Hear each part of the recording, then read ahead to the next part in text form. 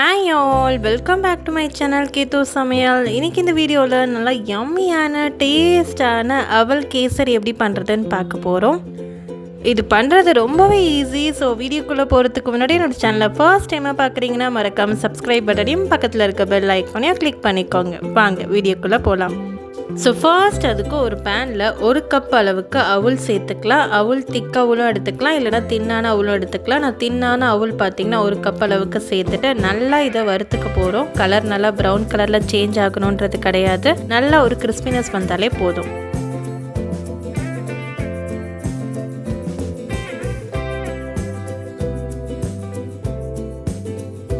அவ்வளோ நல்லா வறுத்ததுக்கப்புறமா இது ஒரு பிளேட்டில் போட்டு நல்லா ஆற வச்சிடலாம். நல்லா சூடு ஆறினதுக்கப்புறமா இதை மிக்சியில் போட்டு ரவை மாதிரி நல்லா அரைச்சி எடுத்துக்க போகிறோம். ரொம்ப சாஃப்டாகவும் அரைச்சி எடுக்க வேண்டாம்.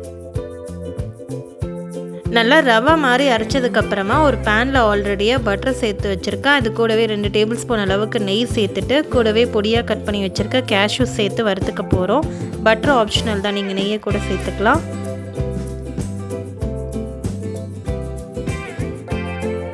முந்திரியை நல்லா வறுத்ததுக்கப்புறமா காஞ்ச திராட்சையை சேர்த்துக்கலாம்.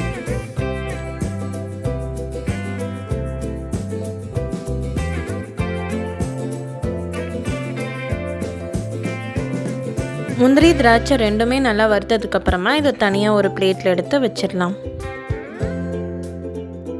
இப்போ ஆல்ரெடியாக நெய் இருக்க பேன்லேயே 2 கப் அளவுக்கு தண்ணி சேர்த்துக்கிறேன். 1 கப் அளவுக்கு அவல் எடுக்கிறதுனால 2 கப் அளவுக்கு தண்ணி சேர்த்துக்கிறேன். உங்களுக்கு நல்லா கொஞ்சம் திக்னஸ் வேணும்னா 1.5 கப் அளவுக்கு கூட தண்ணி சேர்த்துக்கலாம்.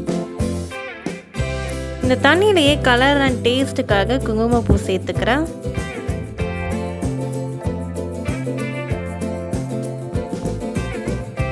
நல்லா கொதிச்சு வரும்போது நம்ம அரைச்சி வச்சுருந்தா அவலை சேர்த்துக்கலாம்.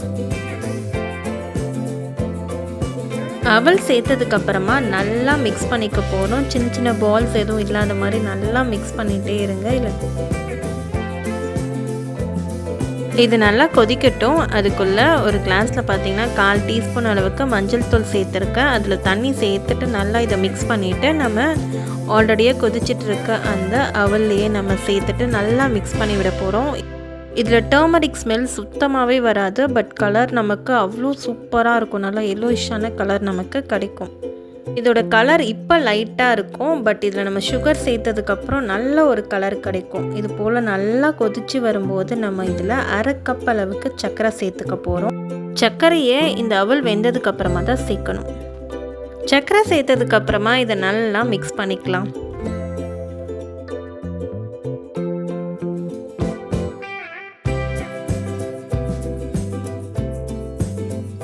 நல்லா மிக்ஸ் பண்ணதுக்கப்புறமா இதில் ஒரு 2 டேபிள் ஸ்பூன் அளவுக்கு கீ சேர்த்துட்டு அதையுமே நல்லா மிக்ஸ் பண்ணிக்கலாம்.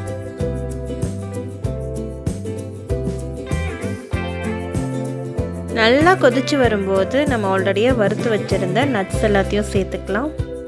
இது கூட நீங்கள் சீட்ஸ் கூட சேர்த்துக்கலாம், அதுவுமே நல்லா க்ரன்ச்சியாக டேஸ்ட்டாக இருக்கும்.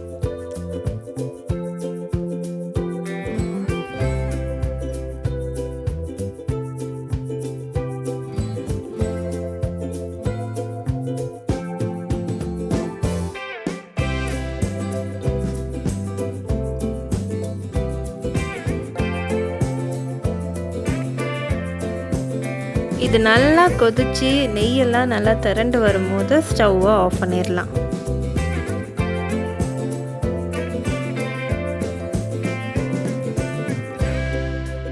அவ்வளோதான் ஃப்ரெண்ட்ஸ், நல்லா யம்மியான டேஸ்டான நல்லா டெலிஷியஸான அவல் கேசரி ரெடி ஆகிடுச்சு. இது வாயில் போட்டதுமே மெல்ட் ஆயிரும். அவ்வளோ யம்மியாக அவ்வளோ சூப்பராக இருக்க போது. ஸோ நீங்களும் இதை ட்ரை பண்ணி பார்த்துட்டு எப்படி இருக்குன்னு சொல்லி மறக்காமல் கமெண்ட்ஸில் சொல்லுங்கள். தேங்க்யூ ஃபார் வாட்சிங்.